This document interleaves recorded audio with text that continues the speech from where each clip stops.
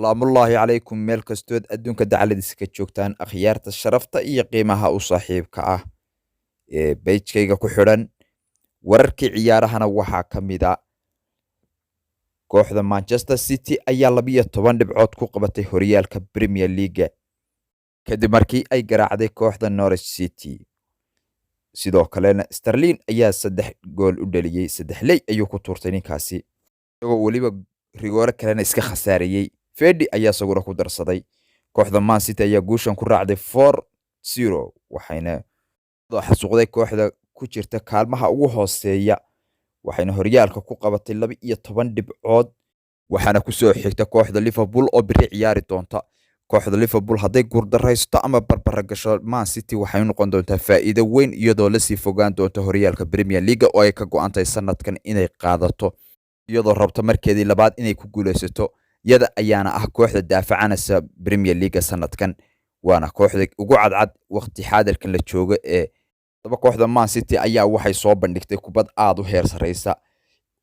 kubadda inta badan iyada ayaa gacanta ku haysay waxaana maamulasay ciyaartan gebi ahaanteedba iyagoo waliba fursado aad u fara badan iska khasaariyay kooxda Man City haddaba 25 ciyaarood oo ciyaartay waxay heshay 63 dhibcood halka kooxda ku soo xigtay Liverpool ay haysato 61 dhibcood. kale kooxda Manchester United ayaa maanta waxay la kulantay waji gabax kale kadib markay barbaro 1-1 la gashay kooxda Southampton. ciyaar ka dhacday Old Trafford ayaa kooxda Manchester United waxa lagu qabtay 1-1 laba gool ay dhaliyeen laga diiday lagana soo fiiriyay Farta. Sancho ayaa goolka u dhaliyay sidoo kale kooxda Southampton waxa uu dhaliyay Adams.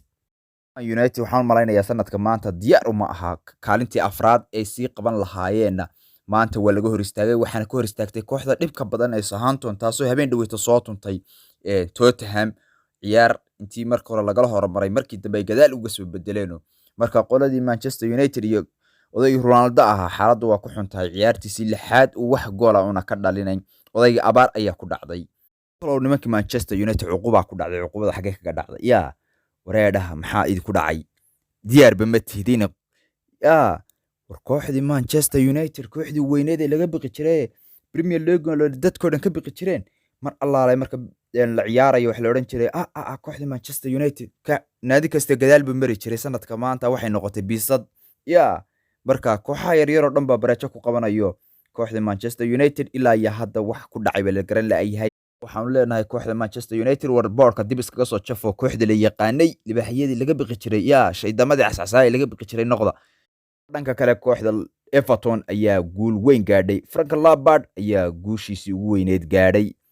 xilli uu 3 ciyaarood u laylinayo kooxda Everton. Frank Lampard haddaba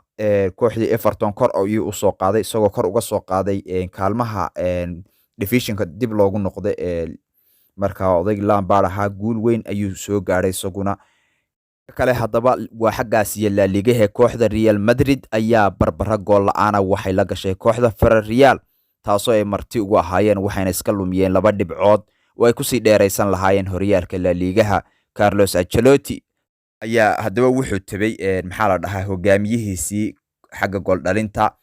Karim Benzema ayay haddaba nimankaas Real Madrid u jabeen wuxuuna aad u tabay Carlos Ancelotti in uu ka maqan yahay xubin muhiim ah oo ayna isaga la'aantiis ayna dhaqaaqayn waxayna iska lumiyeen fursad ay ku sii dheeraysan lahaayeen horyaalka La Liga. iyo toddobaadkii hore waxay soo gaadheen guul dirqi ahayd bay soo gaadheen toddobaadkii hore.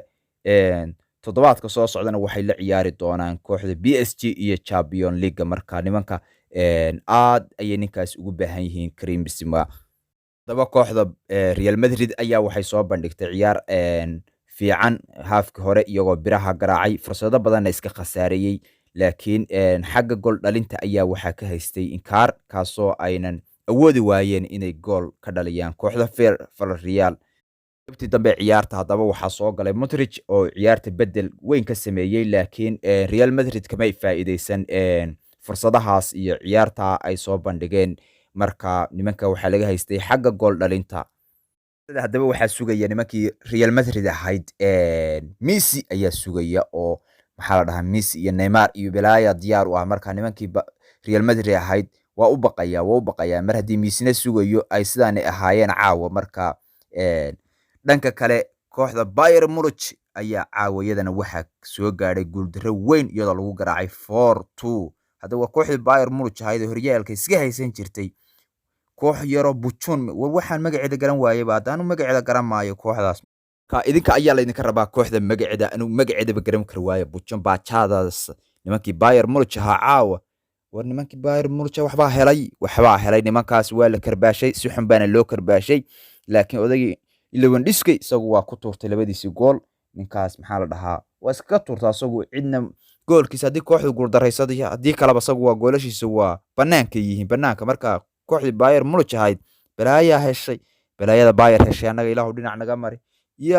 nimankaasna caawan iyagana guul darro aad u xanuun kulul ayaa ku dhacday hadda waa Bayern Munich haddaba intaas ayaan kusoo gabagabay doonaa ammaano alle haddaba meel kastoo adduunka dacaladiisa ka joogtiin mar kastaba iyo saacad kastaba halkan kala soco ciyaarihii wararkii ugu dambeeyey adigoo subscribe iyo like iyo commentigaba intaba isku daraya haddaba intaba isku kaydar hayga xaasidine aad baad u mahadsantihiin akhyaarta sharafta iyo karaamada u saaxiibka ahow